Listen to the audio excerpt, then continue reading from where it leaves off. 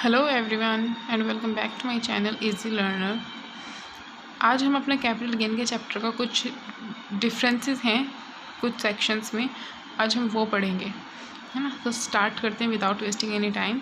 First आता है capital gain on transfer of residential house. It means अगर हम अपना रेजिडेंशियल हाउस जिसमें हम वो घर जिसमें हम रहते हैं अगर हम उसका ट्रांसफ़र करते हैं, अगर हम उसको सोल्ड आउट करते हैं तो उसके अंदर हमको क्या क्या एग्जम्पशंस मिल सकती हैं, है ना। कैपिटल गेन में कुछ एग्जम्पशंस होती हैं जो कि हम ले सकते हैं गवर्नमेंट से, जिस पर हमें टैक्स नहीं पे करना पड़ेगा, है ना। लेकिन गवर्नमेंट की भी कुछ कंडीशंस होती हैं कि अगर आप हमारी कंडीशंस फुलफ़िल करते हो हम तो ही आपको एग्जेम्प्ट करेंगे कुछ अमाउंट आपके लिए। अगर हमारी कंडीशंस फुलफ़िल नहीं होती हैं तो हम आपके लिए अमाउंट नहीं कुछ कोई भी एग्जेम्प्ट कर सकते हैं। तो आज हम वो कंडीशंस पढ़ेंगे। फर्स्ट था हमारा capital gain on transfer of residential house. वो घर जिसमें हम रहते आए हैं वो घर अब अगर हम सोल्ड आउट करते हैं उससे होने वाली कैपिटल गेन, उसमें अगर हमको कुछ एग्जम्पशन चाहिए तो हमको कुछ प्रॉपर्टीज़ हैं जो गवर्नमेंट ने बनाई हैं उनको फुलफ़िल करना होगा। चलिए स्टार्ट करते हैं प्रॉपर्टीज़। फर्स्ट है held by SSC for a period of more than 36 month. मतलब जिस घर को हमने सोल्ड आउट किया है, एसएससी होता है जो टैक्स पेयर, मतलब जो टैक्स पे करता है उसको हम एसएससी बोलते हैं। एंड एसएससी को कम से कम वो घर 36 मंथ के लिए अपने यूज़ में लाना होगा, मतलब 36 मंथ के लिए उसमें खुद रहना होगा, उस घर में खुद स्टे करना होगा उस घर में, तब जाके वो रेजिडेंशियल हाउस माना जाएगा अंडर सेक्शन 54 के। अगर हमको एग्जम्पशंस चाहिए तो गवर्नमेंट बोलती है कि अगर आप उसमें 36 मंथ इट मीन्स 3 ईयर्स से अगर आप उस घर में रह रहे हो हम तो ही आपको मानेंगे कि वो रेजिडेंशियल हाउस है आपके लिए। सेकंड आता है purchase new residential house before 1 year और after 2 year of transfer. It means आपको नया घर खरीदना है या तो बेचने से 1 साल पहले या फिर बेचने के 2 साल बाद तक, with in 2 years after the transfer of your residential house. ये कंपलसरी है। अगर आपको एग्जेम्प्ट करानी है अपनी कुछ अमाउंट तो हमको ये कंडीशन फुलफ़िल करनी होगी कि या तो हमको अपना ट्रांसफ़र से 1 साल पहले कोई घर ख़रीदना होगा या फिर घर बेचने के 2 साल के अंदर अंदर हमको कोई दूसरा घर ख़रीदना होगा। अगर ये कंडीशन फुलफ़िल करते हैं तो हम सेकंड स्टेप पर आते हैं कि हमको कुछ अमाउंट हमारी एग्जेम्प्ट हो सकती है under section 54 of the capital gain. Third और लास्ट आता है हमारा property must not be transfer within the period of 36 month from the date of purchase और कंस्ट्रक्टेड। इट मीन्स ये फर्स्ट और थर्ड पॉइंट हमारा थोड़ा सा आपस में मिल रहा है, क्योंकि उसमें लिखा है कि एसएससी को कम से कम 36 मंथ के लिए उसमें स्टे करना होगा, और इसमें लिखा है कि जब से हम उसको एक्वायर करते हैं घर को, मतलब जब से वो घर हम अपना बोलने लगते हैं कि हमारा घर, तब से या तो हम उसको परचेज़ करते हैं या फिर बनाते हैं, उसके 36 मंथ के अंदर अंदर हम उसको सोल्ड आउट नहीं कर सकते। कम से कम 36 मंथ का पीरियड है कि वो हमारे साथ रहे, मतलब हमारे नाम से चले वो प्रॉपर्टी हमारी। अगर हम 3 साल से पहले, मतलब सपोज़ हमारा 17 में बनाया तो हमको 18, 19 और 20, हमको ये 20 से पहले हम नहीं बेच सकते हैं। अगर 20 से पहले हमने बेच दिया तो हमको कोई एग्जम्पशंस नहीं मिलेगी इस सेक्शन में। तो कम से कम प्रॉपर्टी हमारी होने के बाद में हमको 36 मंथ के लिए उसको अपने पास रखना होगा। हम 36 मंथ के बाद अगर उसको सोल्ड आउट करते हैं तो ही हमको एग्जम्पशंस मिल सकती हैं इस सेक्शन में। अगर हम इन तीनों कंडीशन फुलफ़िल करते हैं तो हम आराम से इस सेक्शन के अंडर अपनी एग्जम्पशंस ले सकते हैं। तो नेक्स्ट आता है capital gain transfer of agricultural land. अगर हम अपनी एग्रीकल्चर लैंड सोल्ड करते हैं तो उसके हमको एग्जम्पशंस अगर हम कंडीशन फुलफ़िल करने के बाद अगर हमको मिलती है तो वो मिलती है 54B में। ओके, तो इसकी भी कंडीशंस पढ़ते हैं क्या है। फर्स्ट आता है use for agriculture for 2 year prior to its transfer. It means अगर हमने ट्रांसफ़र करनी है अपनी एग्रीकल्चरल लैंड, वो लैंड कम से कम 2 साल के लिए हमको एग्रीकल्चरल पर्पज़ से यूज़ करना पड़ेगा।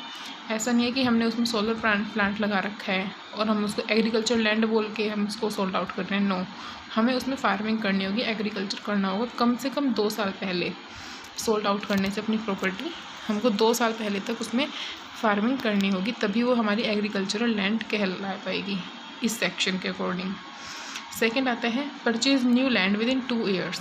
मतलब हमें ये ट्रांसफ़र करने के बाद में अपनी जो हमने बेची है अपनी एग्रीकल्चर लैंड, उसको बेचने की डेट से आगे 2 साल के अंदर अंदर हमको एक नया एग्रीकल्चरल लैंड ख़रीदना होगा। We have to purchase new agricultural land within 2 years after the date of purchase, after the date of sold it. मतलब जिस डेट में हम इसको सोल्ड आउट करते हैं उससे 2 साल के अंदर अंदर हमको एक नया एग्रीकल्चरल लैंड परचेज करना होगा।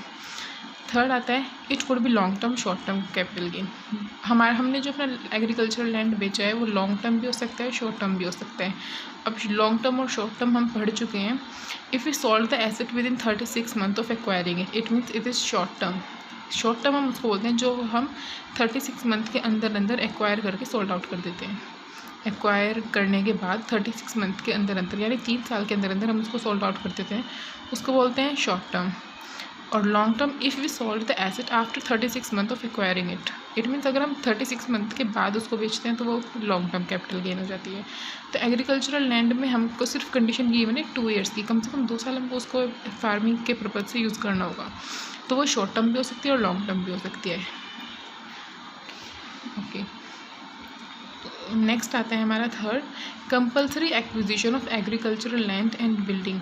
इट मीन्स कि अगर हम अपना एग्रीकल्चरल लैंड या फिर बिल्डिंग बेचते हैं, है ना, तो ये कंपल्सरी है कि हमको अपना सिर्फ एग्रीकल्चरल लैंड और बिल्डिंग ही बेचना होगा अगर हमें एग्जम्प्ट करानी है अपनी कुछ अमाउंट टैक्स की 54D सेक्शन के अंडर, है ना।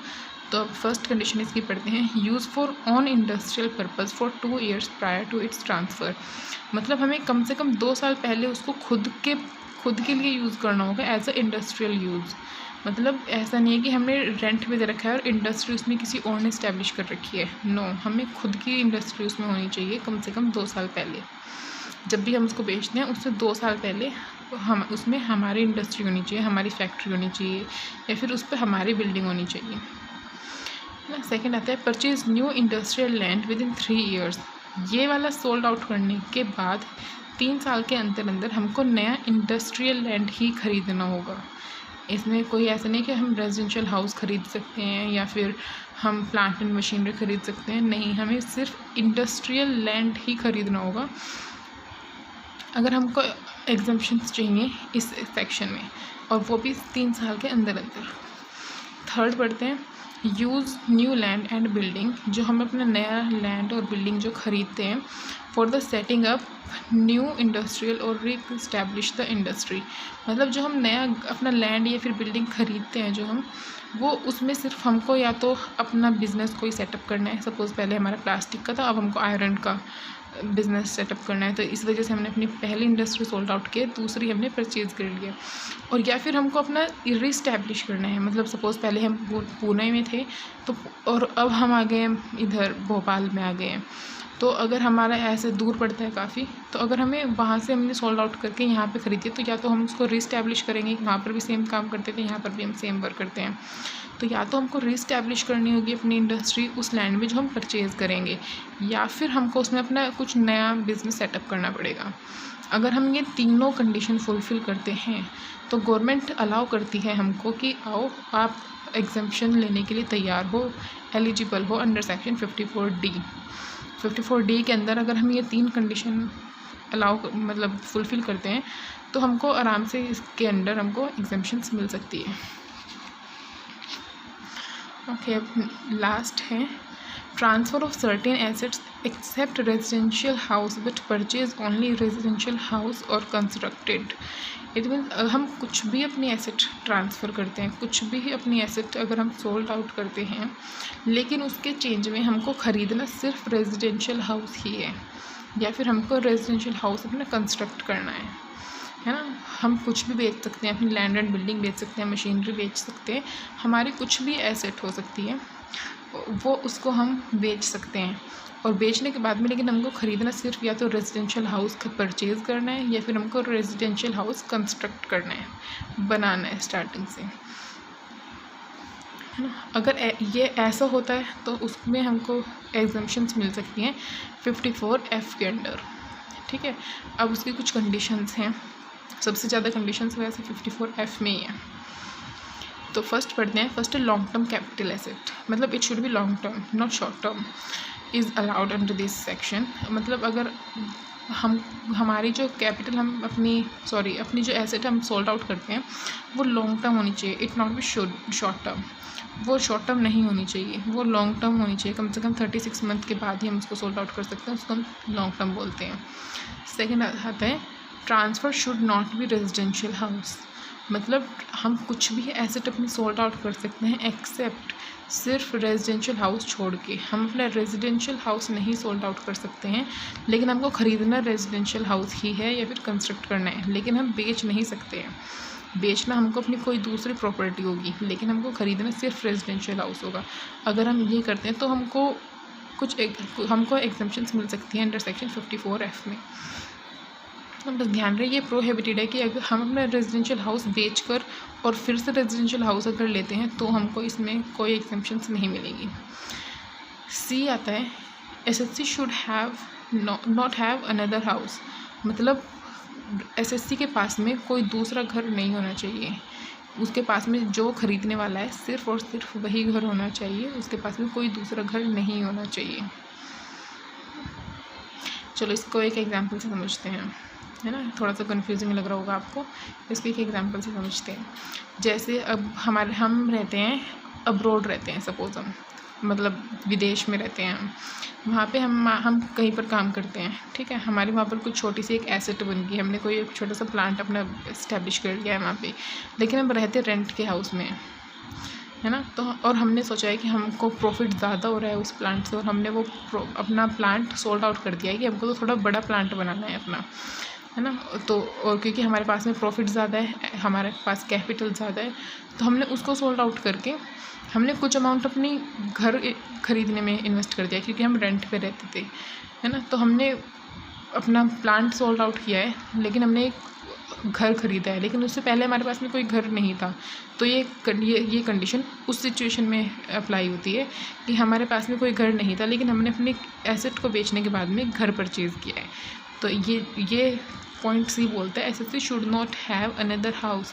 एसएससी मतलब जो टैक्स पेयर है, जो टैक्स पे करता है, उसके पास में पहले से ही कोई दूसरा घर नहीं होना चाहिए, ना उसके ख़रीदने के बाद कोई घर होना चाहिए। नेक्स्ट आते हैं new residential house will purchase 1 year prior to transfer और 2 ईयर आफ्टर द ट्रांसफ़र। मतलब रेजिडेंशियल हाउस हमें ख़रीदना है, या तो हमको अपना जो भी हम अपनी एसेट ट्रांसफ़र कर रहे हैं, सोल्ड आउट कर रहे हैं, उससे 1 साल पहले या फिर 2 साल बाद। सेम इधर वाला पॉइंट कि या तो 1 साल पहले हमको रेजिडेंशियल हाउस परचेज़ करना होगा या फिर 2 साल बाद। इसमें भी रेजिडेंशियल हाउस ही है कि 1 साल पहले या फिर 2 साल बाद, ठीक है। अब आता है last point, new residential house will be constructed with in 3 years after transfer. इसमें था कि अगर हम परचेज़ करते हैं तो परचेज़ की लिमिट रखी गई है या तो 1 साल पहले या फिर 2 साल बाद, लेकिन अगर हम अपना घर कंस्ट्रक्टेड कराते हैं, बनवाते हैं अगर हम अपना घर, तो उसके लिए टाइम पीरियड रखा गया है 3 ईयर्स। मतलब 3 ईयर हमें 3 साल के अंदर अपना घर बनवा लेना है जब से हमने अपने एसेट को सोल्ड आउट किया है। अगर हम ये सारी कंडीशन फुलफ़िल करते हैं तो हमको आराम से एग्जम्पशन मिल सकती है 54F में, और ये एग्जम्पशन बहुत बड़ी अमाउंट में होती है ना। और ज़्यादातर क्या करते हैं एसएससी करा ही लेते हैं इतनी सारी एग्जाम्प्ट, क्योंकि कुछ ना कहीं पर दिखाई देते हैं, है ना। और तो बस ये आपको लर्न करना है, क्योंकि यही आपके एग्ज़ाम के पॉइंट ऑफ व्यू से इम्पोर्टेंट है।